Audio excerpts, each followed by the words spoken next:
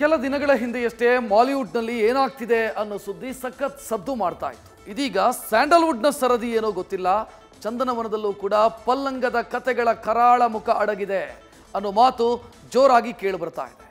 ದೂರದ ಕೇರಳದಲ್ಲಿ ಬಿರುಗಾಳಿ ಎಬ್ಬಿಸಿದ್ದ ಹೇಮಾ ಆಯೋಗದ ವರದಿಯ ಬೆನ್ನಲ್ಲೇ ಇದೀಗ ಕನ್ನಡದಲ್ಲೂ ಕೂಡ ಅಂತಹದ್ದೇ ಒಂದು ಸಮಿತಿಯನ್ನು ರಚಿಸಬೇಕು ಅನ್ನೋ ಕೂಗು ಎದ್ದಿದೆ.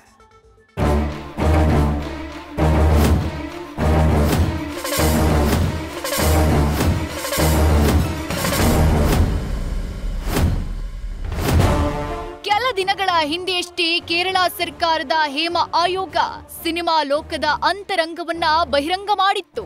ನಸುಗತ್ತಲಲ್ಲಿ ನಟಿಯರು ಅನುಭವಿಸುತ್ತಿದ್ದ ಕರಾಳತೆಯನ್ನ ಆ ವರದಿ ರಿವೀಲ್ ಮಾಡಿತ್ತು.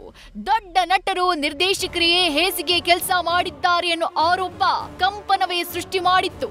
ಈ ಮಧ್ಯೆ ಇದೀಗ ಕನ್ನಡ ಸಿನಿಮಾ ರಂಗದಲ್ಲೂ ಅಂಥದ್ದೇ ದೌರ್ಜನ್ಯ ನಡೆದಿದೆ ಅನ್ನೋ ಅನುಮಾನಗಳು ಸ್ಯಾಂಡಲ್ವುಡ್ನ ನಿದ್ದೆಗೆಡಿಸಿದೆ.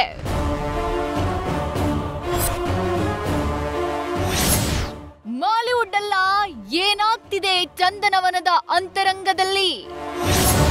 ಇಲ್ಲೂ ಚಾನ್ಸ್ಗೋಸ್ಕರ ನಟಿಯರು ಮಾಡ್ಕೋಬೇಕಾ ಅಡ್ಜಸ್ಟ್? ಇದು ದೂರದ ಮಾಲಿವುಡ್ನ ವಿಷಯ ಅಲ್ಲ, ಚಂದನವನದ ಹಸಿ ಬಿಸಿ ವಿಚಾರ. ಇಷ್ಟು ದಿನ ಮಲಯಾಳಂನ ದೌರ್ಜನ್ಯ ಕೇಸ್ಗಳನ್ನ ಕಿವಿಯಾರಿ ಕೇಳಿದ್ದವರಿಗೆ ಈ ವಿಚಾರ ಶಾಕಿಂಗ್. ಯಾಕಂದ್ರೆ ಸ್ಯಾಂಡಲ್ವುಡ್ನ ಅಂಗಳದಲ್ಲೂ ಲೈಂಗಿಕ ದೌರ್ಜನ್ಯದ ಸದ್ದು ಸೌಂಡ್ ಮಾಡ್ತಿದೆ. ಈ ರೀತಿ ಅನುಮಾನಗಳು ಬರೋಕೆ ಕಾರಣ ಫೈರ್ ಅಂದ್ರೆ film industry for rights and equality ಸರ್ಕಾರಕ್ಕೆ ಬರೆದಿರುವ ಪತ್ರ.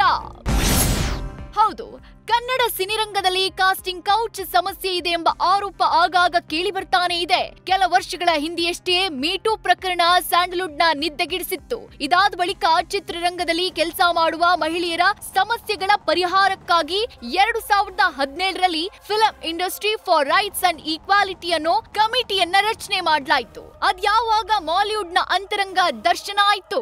ಇದೀಗ ಸ್ಯಾಂಡಲ್ವುಡ್ನಲ್ಲೂ ಅದೇ ರೀತಿ ಸಮಿತಿ ರಚನೆ ಆಗ್ಬೇಕು ಅನ್ನೋ ಒತ್ತಾಯ ಕೇಳಿ ಬಂದಿದೆ.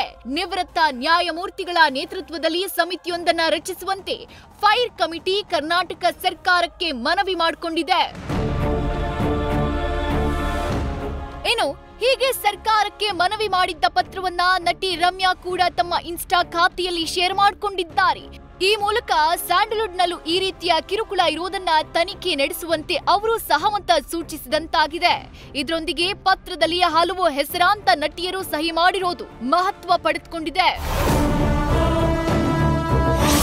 ಫೈರ್ ಸಮಿತಿಯ ನಿರ್ದೇಶಕಿಯಾದಂತ ಕವಿತಾ ಲಂಕೇಶ್, ಫೈರ್ ಕಮಿಟಿ ಸದಸ್ಯರಾದಂತ ಚೇತನ್ ಅಹಿಂಸಾ ಹಾಗೆ ನಟಿ ರಮ್ಯಾ ಅರ್ಜಿಯಲ್ಲಿ ಸಹಿ ಹಾಕಿದ್ದಾರೆ. ಅದಲ್ಲದೆ ನಟಿಯರಾದ ಐಂದ್ರಿತಾ ರೈ, ಅಮೃತಾ ಅಯ್ಯಂಗಾರ್, ಪೂಜಾ ಗಾಂಧಿ, ಆಶಿಕಾ ರಂಗನಾಥ್, ಶ್ರುತಿ ಹರಿಹರನ್ ಕೂಡ ಸೈನ್ ಮಾಡಿದ್ದಾರೆ. ಇನ್ನು ನಟರಾದ ಕಿಚ್ಚ ಸುದೀಪ್, ಸಿಹಿಕೈ ಚಂದ್ರು, ಸಂಗೀತ ನಿರ್ದೇಶಕರಾದ ಆಲೋಕೆ, ಡೈರೆಕ್ಟರ್ ಸುನಿ ಸೇರಿದಂತೆ ಹಲವರು ಸಹಿ ಹಾಕಿ ತನಿಖೆಗೆ ಸಹಮತ ಸೂಚಿಸಿದ್ದಾರೆ. ಅತ್ತ ಈ ಬಗ್ಗೆ ಮಾತನಾಡಿದ ಫಿಲಂ ಚೇಂಬರ್ ಅಧ್ಯಕ್ಷರು, ಹೆಣ್ಣು ಮಕ್ಕಳ ಶೋಷಣೆಯಾಗಿದ್ರೆ ಶಿಕ್ಷೆಯಾಗಬೇಕು, ನಮ್ಮ ಸಪೋರ್ಟ್ ಇದ್ದೇ ಇದೆ ಅಂದ್ರೆ ಅತ್ತ ಕಮಿಟಿ ಸದಸ್ಯರಾದ ಚೇತನ್ ಅಹಿಂಸಾ ಕೂಡ ಈ ಕೇಸ್ ಕುರಿತು ದನಿಗೂಡಿಸಿದ್ರು. ಸರ್, ನಾವು ಇಂಡಸ್ಟ್ರಿ ಬೆಳೆಸಬೇಕು, ಉಳಿಸ್ಬೇಕು ಅಂಥ ಸಂದರ್ಭಗಳಲ್ಲಿ ಮಾಡಿದರೆ ಅಂಥವ್ರಿಗೆ ಶಿಕ್ಷೆ ಮಾಡೋದು ಸತ್ಯ. ಇವತ್ತು ಇಲ್ಲಿ ತನಕ ಅಂಥ ವಿಚಾರ ಬಂದಿಲ್ಲ. ಹಿಂದೆ ಬಂದಾಗ ಅದನ್ನು ನಿಭಾಯಿಸಿದ್ದೀವಿ, ಸಾಲ್ವ್ ಮಾಡಿದ್ದೀವಿ, ಕ್ಲೋಸ್ ಮಾಡಿದ್ದೀವಿ. ಅಲ್ಲಿಂದ ವಿಚಾರಣೆ ಎಲ್ಲ ಹಂತದಲ್ಲಿ ಮುಗಿದು ಮ್ಯಾಟ್ರಿಗೆ ಕ್ಲೋಸ್ ಆಗಿದೆ. So in case it comes definitely ಹೆಣ್ಮಕ್ಳು ಶೋಷಣೆ ಆದ ಪಕ್ಷದಲ್ಲಿ ವಾಣಿಜ್ಯ ಮಂಡಳಿ ಕೂಡ ಚಿತ್ರರಂಗ ಕೂಡ ಅವ್ರಿಗೆ ಸಪೋರ್ಟ್ ಮಾಡೋಂಥ ಕೆಲಸ ಮಾಡ್ತೀವಿ. ಮಹಿಳೆಯರಲ್ಲಿ ಅನೇಕರಲ್ಲಿ ಒಂದು ಆಕ್ರೋಶ ಇದೆ. ಗಂಡಸರ ಅನೇಕರನ್ನು ಲಿಂಗ ಸಮಾನತೆ ಬಗ್ಗೆ ಕಾಳಜಿ ಇರೋರು ಕೂಡ ನಮ್ಮ ಜೊತೆ ನಿಂತಿದ್ದಾರೆ. ಸೊ ನಾವೆಲ್ಲರೂ ಕೂಡ ಗಟ್ಟಿಯಾಗಿ ಇದನ್ನು 153 ಜನ ಮಾಡಿದ್ದೀವಿ. ಆ್ಯಂಡ್ ನಮಗೆ ಕೇಸ್ಗಳು ನಮಗೆ ಬಂದಿದೆ, ಕೇಸ್ಗಳಿದೆ, ಮತ್ತು ಕೇಸ್ ಹೇಳಿದವರು ಎಷ್ಟೋ ಜನ ಇದ್ದಾರೆ.